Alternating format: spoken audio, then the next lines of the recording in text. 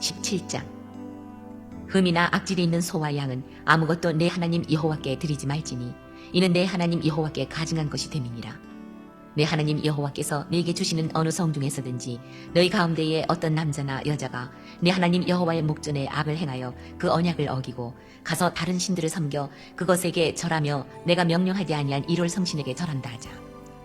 그것이 내게 알려짐으로 내가 듣거든 자세히 조사해 볼지니 만일 그 일과 말이 확실하여 이스라엘 중에 이런 가증한 일을 행함이 있으면 너는 그 악을 행한 남자나 여자를 내 성문으로 끌어내고 그 남자나 여자를 돌로 쳐 죽이되 죽일 자를 2사람이나 3사람의 증언으로 죽일 것이요 한 사람의 증언으로는 죽이지 말 것이며 이런 자를 죽이기 위하여는 증인이 먼저 그에게 손을 댄 후에 뭇 백성이 손을 댈지니라.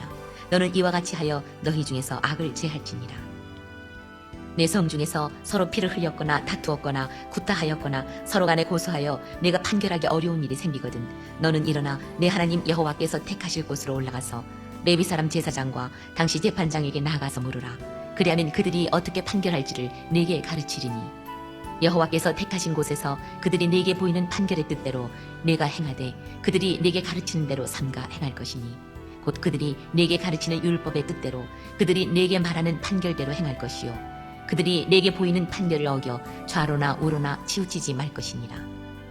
사람이 만일 무법하게 행하고 내 하나님 여호와 앞에 서서 섬기는 제사장이나 재판장에게 듣지 아니하거든 그 사람을 죽여 이스라엘 중에서 악을 제하여 버리라. 그리하면 온 백성이 듣고 두려워하여 다시는 무법하게 행하지 아니하리라.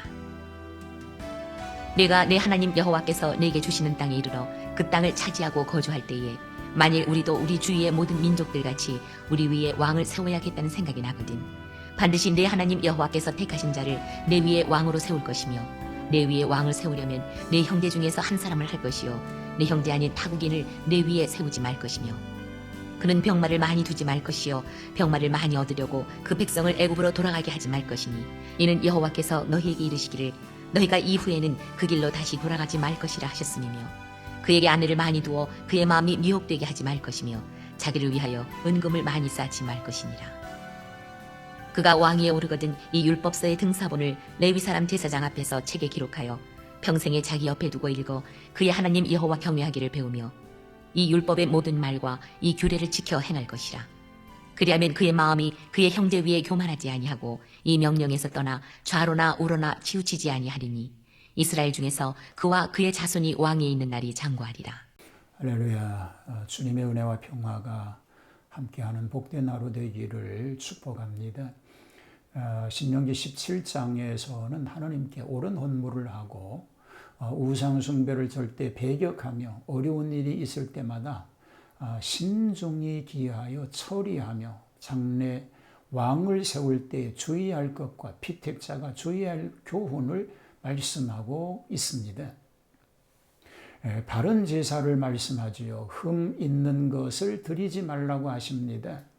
흠이나 악질이 있는 소와 양은 아무것도 내 하나님 여호와께 드리지 말지니 이는 내 하나님 여호와께 가증한 것이 됨이니라고 하십니다.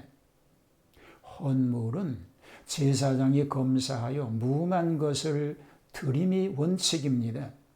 흠 있는 것을 함부로 또는 일부러 드린다면 이런 하나님을 하나님답게 섬기지 않는 소행이 되기 때문인 것입니다. 우상 숭배자를 처치하라고 하십니다. 너희가 성중에서 어떤 남녀든지 하나님 목전에서 악을 행하고 언약을 어기고 다른 신들을 섬기거나 일월 성신에게 절하는 자를 발견하면 그 내용을 자세히 조사하여 사실이면 성문으로 끌어내고 돌로 그 남자와 여자를 쳐 죽이라고 엄히 명하셨습니다. 특히 2사람 이상의 증인의 말을 들은 후에 증인이 먼저 돌로 친 후에 백성들이 돌로 쳐 죽였습니다. 이것은 너무 잔인한 듯 하지만 첫째와 둘째 계명을 준수하라는 교훈이 됩니다. 재판 상소 규례를 말씀하지요. 어려운 판결권은 경솔하게 취급하지 말고 신중을 기해야 합니다. 그 판결 방법은 제사장과 재판장에게 물어봄이 가합니다. 즉 지방재판소에서 판결하기 어려운 건은 중앙재판소격인 제사장에게 문의해서 그 판결의 지시를 따르라고 하십니다. 다시 말하면 1심에서 미결되면 2심에 상고하라는 뜻입니다. 만일에 판결에 복종치 않을 때에는 그 사람을 죽일 터인즉 이는 법의 위험성과 신성성 그리고 공정성을 나타내려 함인 것입니다. 왕정제도 규례를 얘기하죠. 왕을 세울 때 주의할 것을 말씀합니다. 이때는 왕이 없고 하나님께서 친히 왕이 되어서 친정하시는 때입니다. 그러나 앞으로 왕을 세울 때가 있을 터이니 그때 두 가지 주의할 것을 얘기하고 있습니다. 하나님께서 지시하신 자를 세우라는 겁니다. 형제 중에서 세우라는 겁니다. 즉 하나님께서 지시하신 동족 중에서 세우되 외국인은 물론이거니와 귀한 사람도 안 된다고 하시죠. 이것은 타락하여 망하게 되기 때문이라는 것입니다. 왕된 자에 주의할 일이 있습니다. 왕된 자가 세 가지 금한 일이 있는데 말을 많이 두지 말라고 하시지요. 군비 확산을 하면 하나님을 덜 믿기 때문입니다.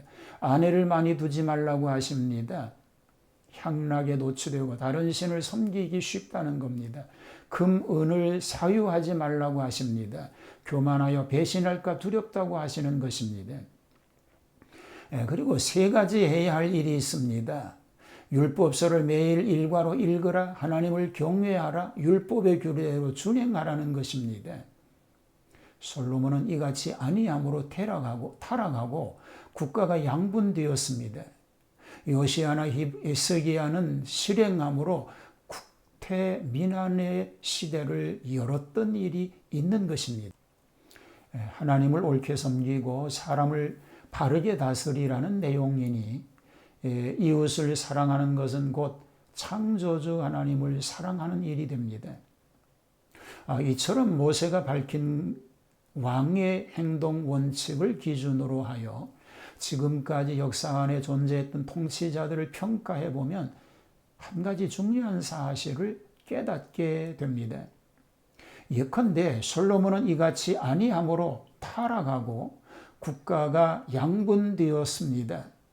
요시아나 히스기야는 실행함으로 국태민환하였습니다. 그러므로 우리는 이 땅에 사는 동안 하나님을 옳게 섬기고 사람을 바르게 다스려야 하겠습니다. 그리하면 하나님의 공의와 자비를 바로 받아들이게 될 것입니다. 이런 삶이 다 되시기를 주님의 이름으로 축복합니다. 하나님이 원하시는 바를 따라서 그렇게 살아가는 복된 삶 다 되게 하여 주시옵소서. 예수님 이름으로 기도하옵나이다.